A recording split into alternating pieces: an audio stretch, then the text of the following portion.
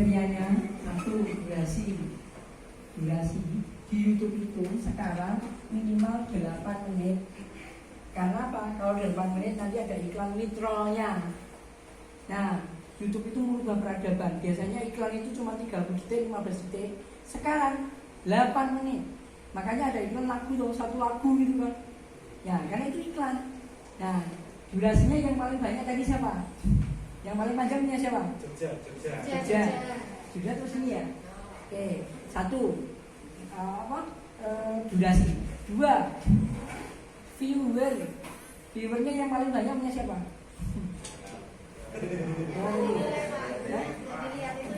Saya yang lihat. Yang lihat saya. Nah, kenapa? Berarti kalau viewernya banyak, berarti diakui. Ya kan? Baik yang menggunakan Instagram maupun menggunakan YouTube, viewernya masuk nominasi. Berarti kalau viewernya banyak, berarti orang mengakui. Yang ketiga like-nya yang banyak siapa? Like-nya banyak berarti juga mengakui. Yang selanjutnya, video itu sebisa mungkin landscape.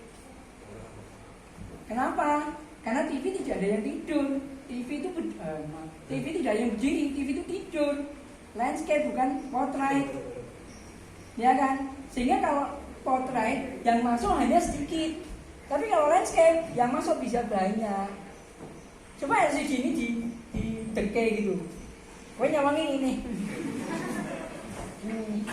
Ya, jadi sebisa mungkin landscape. Nah, dari kriteria itu tadi, di antara itu yang paling mendekati punya siapa? Jogja. Sepakat nggak kalau? Kenapa? Tadi ada yang di posting di IG juga kan? Ya, saja. Jadi kalau di IG sepertinya portrait ya? Di IG sebisa mungkin juga landscape. Karena nanti hasilnya yang dilihat orang juga landscape. Walaupun portrait juga bisa, tetapi ingat, ketika Anda pakai handphone, pakai portrait, dia mendadak geser gitu. Itu psikologis. Geser itu males uang itu. Geser ini males. Sama. Jadi kalau misalnya mendadak geser uang, orang begitu buka klik gitu, begitu langsung nyetok klik. Misalnya geser langsung nonton gitu loh. Nah, selesai atau tidak mau baru kemudian digeser. Geser itu berarti satu postingan, bukan geser satu video, satu postingan itu, betul nggak? Tuh. Jadi apalagi kalau di Google itu melihat begitu, pasti orang yang dilihat adalah page 1. Halaman pertama, wong nonton page 2 mesti males. Nah, wong nonton page 2 berarti wong itu tuh pengen banget. Tapi yang dilihat pasti page 1. Nah, orangnya page 1 berarti ini kurang. Jadi boleh silakan. Ya, silakan dibuka tanya jawab ya terkait sama. Jawab. Ayo, monggo siapa yang mau masih sabar di sini. Ayo. Teknik pengambilan gambar mungkin atau gimana? Nanti kalau ada yang tanya, pasti kita beli sesuatu. Ayo. Oh iya, kurang lagi. Hashtag tadi kita lupa. Hashtagnya 1 harus menyebut nama gurunya. Betul. Udah, harus menyebut nama SMK Negeri 6 Sukoharjo. Jadi kalau nggak nyebut itu gugurkan dulu. Dia dulu harus menyebut, ya. Menyebut juga kalau kuliner Sukoharjo, kuliner Solo, kuliner Jogja, wisata Sukoharjo. Identitas ya, Pak. Ya. Karena ikut tadi, gurung nempel tadi itu silaturahim. Jadi hashtag itu betul. Hashtag. Nah, kalau hashtag berarti yang kita hashtag itu postingan kita muncul di sana. Tapi kalau kita menyebut Mas Bambang lihat berarti saya disebut di situ akan muncul, tetapi tidak akan postingan kita tidak muncul, hanya menyebut, nyelok gitu. Aku nyelok gitu, maka saya tahu kalau dicuri, tapi tidak muncul postingannya. Yang muncul adalah hashtag. Maka itulah kenapa banyak sekali hashtag biar postingan kita muncul di banyak lokalisasi. Nah, itu salah satu penemuan baru kita ya. Bedanya hashtag sama ad. Kemarin itu kebanyakan masih belum ada menampilkan hashtag sama ad-nya, Pak. Nah, mungkin ada yang tanya, nanti kalau ada yang tanya, kita beri sesuatu. Coba siapa yang mau tanya? Silakan. Yuk, ada apa namanya Bu? Handphone. Nah, ada game.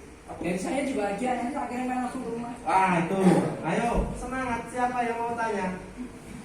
3, 2. Ayo Devita tanya. Ayo. Nanti kalau seandainya nggak ada yang tanya, berarti semua hadiahnya tidak dibagikan gitu. Oke, ayo. Antara bingung sama tidak tahu, ini mana jadi satu. Apa malu? Malu. Biasanya kalau yang di ketemu sama satu bapak guru atau satu ibu guru berdua, biasanya cerewet loh. Ini kok jadi meneng ya, sariawan ya.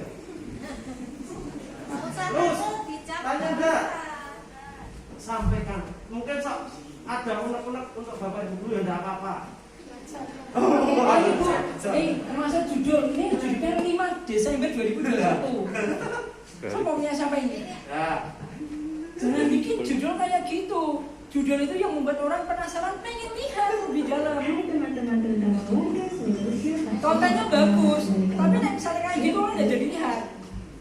Apa sih pengaruhnya ketika banyak yang lihat dan nge-like, komen, postingan kita akan ada di atas. Kalau ada di atas berarti ada kemungkinan dilihat oleh lebih banyak orang lagi. Gitu loh. Salah satu contoh judulnya ya Pak.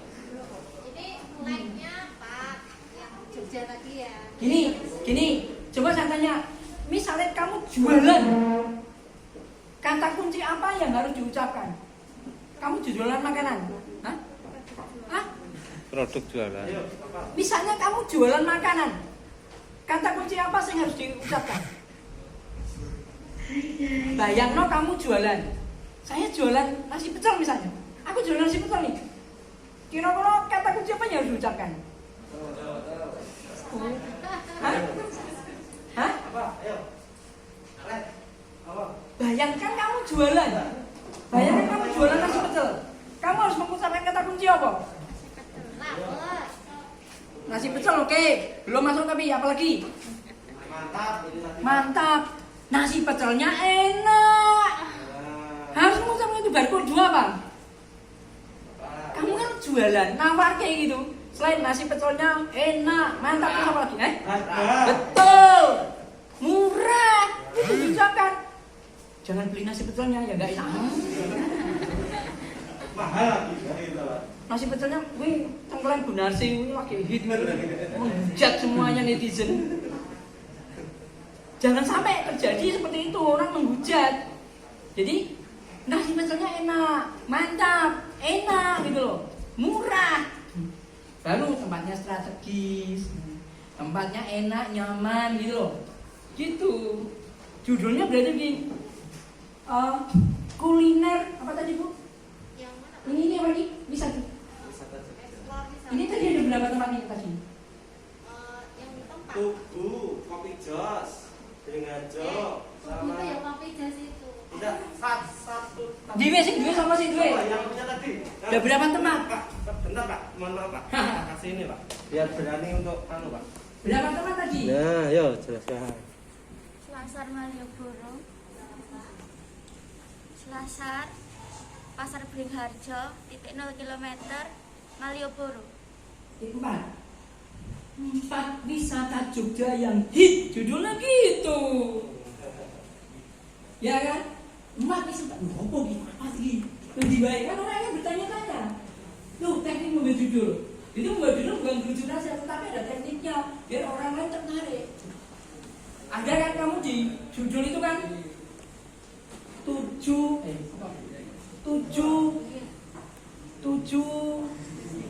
Objek wisata. Hah? 7 objek wisata. 7 objek wisata keren di Jogja. 7 kulineran hit di Sukoharjo. Nek 7 review di Sukoharjo, aku titip gone Mas montong ngono nih. Terus ada lagi telanjang di internet. Padahal ora enak, sing lucu padahal pedus. Tapi kamu jadi penasaran kan? Akhirnya nonton. Kalau ora enak sing kudu. Buat orang menjadi penasaran. Teknik membuat judul. Begitu melihat ini, Anda akan penasaran. Lihat apa ini? Gitu loh. Ternyata ketahuan istrinya kedua Pak Bambang. Kan cuma ketahuan, tapi kan tidak nikah lagi. Kan orang ngapusi, judulnya kan orang ngapusi. Tapi buat judul itu sah banget, nggak ada masalah. Gitu loh. Jadi buat judul pun harus sensasional. Oke, gitu ya. Takon sing aku mati rasa jawab. Ayo, ada yang ingin tanya, silakan nanti ada doorpress yang menarik buat kalian. Bagi yang tanya, nanti ada doorpress buat kalian. Ayo siapa? Tunjukkan kejantananmu, Vino. Nah, yang cewek tunjukkan keberanianmu. Siapa? Yang tanya. Mumpung ada Pak Bambang ini kan? Saya biasanya ngatur ini baru 10 juta loh. Ini mumpung di sini. Mana? Si Lucy. Biasanya sahabat menengah. Tanya. Coba dan coba. Tidak ada yang tanya? Yakin? Yakin? Oh iya, mengenai posting juga. Waktu posting juga ada sesuatu yang bagus. Postinganmu rata-rata jam berapa? Kerennya, postingan bagus itu jam 6 sampai jam 7 pagi. Kenapa? Pada saat mau berangkat sekolah, berangkat kantor, orang siap ngaruh TV mungkin ngaruh sarapan. Yang kamu lakukan apa? Ngepet. Tuh, saya sing jual, wah tuku iki. Terus yang kedua, jam 9 sampai jam 10 pagi. Orang sudah sampai kuliah, dan sing sekolah mungkin jam istirahat, sing kuliah mungkin kuliah tahap 1 itu selesai, yang kantor kerjaan tahap 1 selesai. Yang dilakukan ngepetnya. Wah iya, apa ini? Kan muncul akhirnya jam 12 sampai jam 1 siang, makan siang, istirahat, merasa dibahas. Baru kemudian jam 6 sampai jam 7 sore, orang sudah pulang kuliah, pulang sekolah, pulang kantor, ngumpul keluarga, ngepet meneh. Yang terakhir jam 8 sampai jam 9 malam. Meh tunggu dulu, kowe cek ngepet meneh. Sing dojo langsung iki sesuk sing tak tuku. Turu pisan, nganti ngimpi sesuk tuku. Ada waktu-waktu hit yang itu ratingnya tinggi. Nah, pada saat posting jam itulah Anda sebaiknya posting agar kemudian dilihat oleh banyak orang.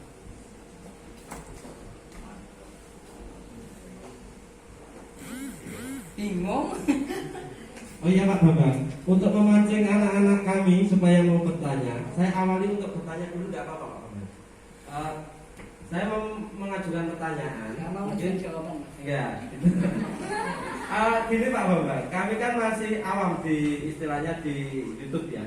Bagaimana kok sampai dapat uang dari YouTube? Itu prosesnya bagaimana? Begitu Pak Bambang. Terima kasih. Mas Dwi ini pendapatannya sebulan 10 juta. 76 ribu ya? 60.000 sahabat. Hah?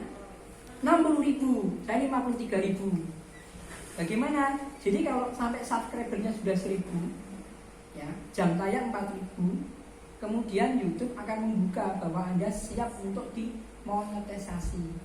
Sehingga nanti kalau dimonetisasi kayak punya saya tadi, muncul iklan. Kalau sudah ada iklan, maka nanti kamu akan dapat pendapatan. Nanti saya katakan turun dibayari tadi. Nah, kata kuncinya apa? Larangan kerasnya YouTube, tidak boleh repost. Jadi kamu download dari YouTube, diupload lagi, nanti jadi masalah besar. Itu mengajarkan saya bahwa kita tidak boleh menggunakan hak orang lain tanpa izin. Jadi kamu mengajarkan saya ojo nyolong, ojo maling. Itu saya dapat pelajarannya dari situ. Begitu kamu mengambil dari YouTube di posting, nanti uangnya akan ditunda, akan di cancel, nggak akan bisa diambil, dan bisa jadi akan di drop oleh YouTube. Oke, jadi mengajar kita kamu berkarya dengan kemampuan sendiri. Elek orang apa? Sebenarnya tidak ada kriteria bahwa harus baik enggak. Sing penting orang sing nonton. Nek orang sing nonton, uangnya akhirnya jadi tambah banyak. Gitu. Ya. Gimana anak-anak? Mumpung ada Pak Bambang Eka, sudah saya awal dulu, saya tanya dulu. Ojo iki pentingnya ketularan virus ini. Ada yang tanya lagi enggak? Kalau enggak ada, saya tanya yang kedua. Pak Bambang, enggak apa-apa Pak Bambang. Pak Bambang, tadi kan di YouTube kita bisa mendapatkan uang Pak. itu nanti wujudnya dalam bentuk apa Pak Bambang? Ya. Terima kasih. Ya, Apa langsung uang kita terima atau lewat bagaimana gitu Pak? transfer. Jadi kalau nanti sudah 1.300 ya 1.300.000 US dollar atau kira-kira setara 1.300.000 uangnya akan langsung masuk ke rekening kita. Gitu. Jadi langsung ke rekening. Nah, yaudah ngambilnya ke rekeningnya terserah pakai ATM atau pakai apa terserah. Gitu. Seperti itu. Mungkin ada yang mau tanya selain Jadi saya? sebenarnya ketika Anda itu udah lulus sekolah, Anda itu bisa dapat uang itu dengan cara elegan ya seperti itu. Anda tidak perlu kerja keras, Anda cukup gawe konten. Anda jangan cukup koncone sing ndak usaha di-up-ke, di-shooting, dimasukkan ke YouTube, masukkan ke Instagram. Kemudian orang yang punya kulineran juga begitu, orang yang punya wisata diambil gambarnya sehingga Anda bisa dapat uang. Dalam zaman milenial itu tidak perlu kerja keras, usung ngabuang. Dengan cara seperti inilah yang harus dilakukan. Bayangkan kalau tugas-tugas dari Pak Guru, Bu Gurumu, kemudian kamu masukkan ke YouTube. Kelas 3, harusnya kamu sudah monetize. Begitu. Iki mudeng apa orang?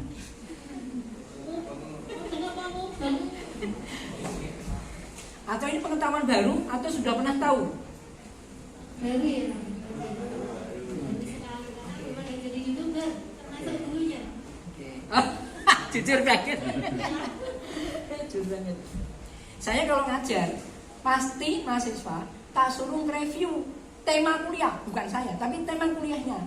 Jadi tema kuliahnya apa? Misalnya tema pembelajaran hari ini misalnya tentang digital marketing. Ya sudah, digital marketing. Silahkan Anda membuat vlog sendiri, direkam pakai handphone sendiri, tidak perlu diedit, masukkan ke YouTube sendiri. Oke, yang saya nilai adalah banyaknya viewer dan banyaknya like. Kalau ada yang sudah monetize, tak kasih dia lagi. Jadi kalau sampai viewernya tinggi, ketika tertentu tak kasih A. Di antaranya yang saya katakan tadi itu 8 menit.